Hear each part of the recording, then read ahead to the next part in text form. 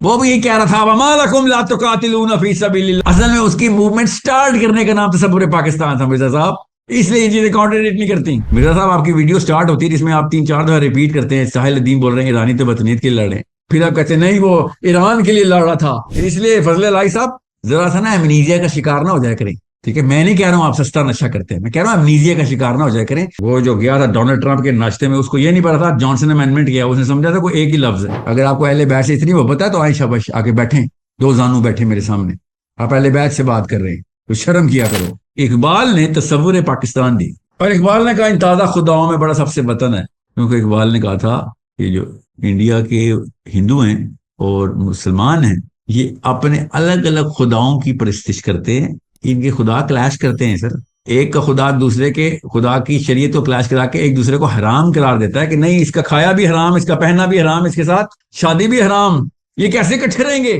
ان کو الگ کرو تاکہ پاکستان جیسے ملک سے پوری دنیا کی foreign policy of the Quran release ہو سکے. وہ بھی یہ کہہ رہا تھا وما لکم لا تقاتلون فی سبیل اللہ. وہ کیا کہتا؟ خلافت ترکیوں کو بھی لے کے آؤ یہاں پہ ہمارے تابع کرو، عربیوں کو بھی لے کے ہمارے تابع کرو، یہاں عرب کتابیں ہوتے ہیں. لارڈ ماؤنٹ بیٹن سے وہ یہ کہتا ہم عرب کتابیں ہونے لگے. اس نے کہا تھا یہاں سے شروع کرتے ہیں سر، موقع مل رہا ہے اچھی بات ہے، پیر آ گیا ہمارا ان کی گردن پہ، نکل تو رہی ہیں گورے، پکڑ لو جتنا پکڑ سکتے ہو اس وقت تاکہ یہاں سے موومنٹ سٹارٹ کی جا سکے.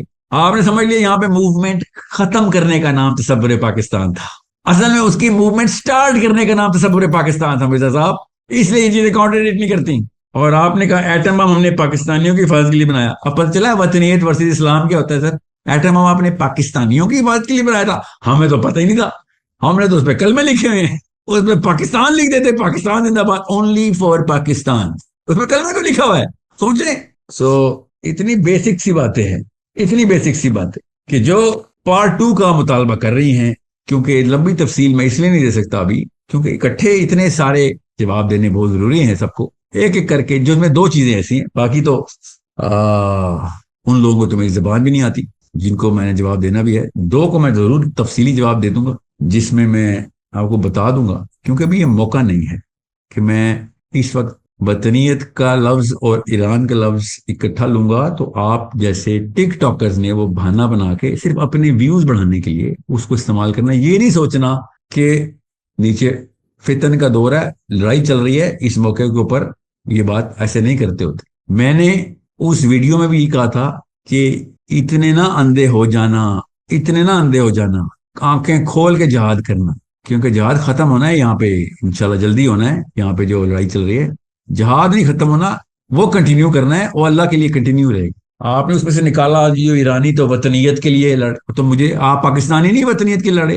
مرزا صاحب آپ کی ویڈیو سٹارٹ ہوتی ہے جس میں آپ 3-4 دفعہ ریپیٹ کرتے ہیں ساحل الدین بول رہے ہیں ایرانی تو وطنیت کے لیے لڑ رہے ہیں، پھر آپ کہتے ہیں نہیں وہ ایران کے لیے لڑ رہا تھا، خامنائی نے کہا ایران قربان کر دوں گا، اور ویڈیو کے اینڈ میں آپ کہتے ہیں وطن تو ورسز اسلام ہوتا ہی نہیں ہے. کیا کر رہے ہیں آپ؟ خود ہی اپنی باتیں کانٹرڈکٹ کر رہے ہیں آپ. اگر میں نے کہہ دیا کہ وہ وطنیت کر رہا، آپ کے کانسیپٹ میں تو وطنیت اسلام کو کوئی تعلق ہی نہیں ہے، آپ کو کس ضرورت تھی اس پہ ویڈیو بنانے کی؟ سر آپ کہتے ہیں ہاں ہاں وطنیت کے لیے لڑا، اچھی بات ہے لڑے، اسلام اور وطنیت ایک ہی چیز ہے، آپ کا تو یہ کانسیپٹ ہے. وہ جو چھوٹے بھائی ہیں آپ کے جو بھی ہیں یہ فضل الہی صاحب، ان کے تو کانسیپٹ میں شاید وطنیت اسلام کے منافی ہے، اس لیے ان کو دم پہ پیر آ گئے ان کی. اس لیے فضل الہی صاحب ذرا سا نا امنیزیا کا شکار نہ ہو جایا کریں، ٹھیک ہے؟ میں نہیں کہہ رہا ہوں آپ سستا نشہ کرتے ہیں، میں کہہ رہا ہوں امنیزیا کا شکار نہ ہو جایا کریں.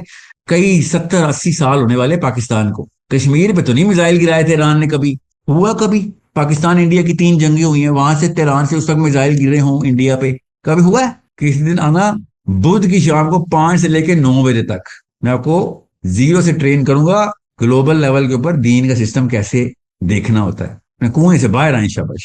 ابھی میں آپ کا لحاظ صرف اس لیے کر رہا ہوں، آپ نئے نئے ناسبیت سے باہر آئے ہوئے ہیں، تھوڑا ٹائم لگتا ہے. کنورٹڈ مسلمانوں کو میں بہت احتیاط سے دیکھتا ہوتا ہوں، مجھے یہ پتا ہے کہ آپ لوگ بس ذرا ناسبی ایروگنس ذرا سائڈ پہ پھینکیں. اب قبیلے میں جوائننگ دے ہی دی ہے تو شاید قبیلے کے کچھ سسٹم کو سمجھ لیں. اوکے، یہاں پہ پڑھے لکھے لوگ ہیں، ہمیں پتا ہے.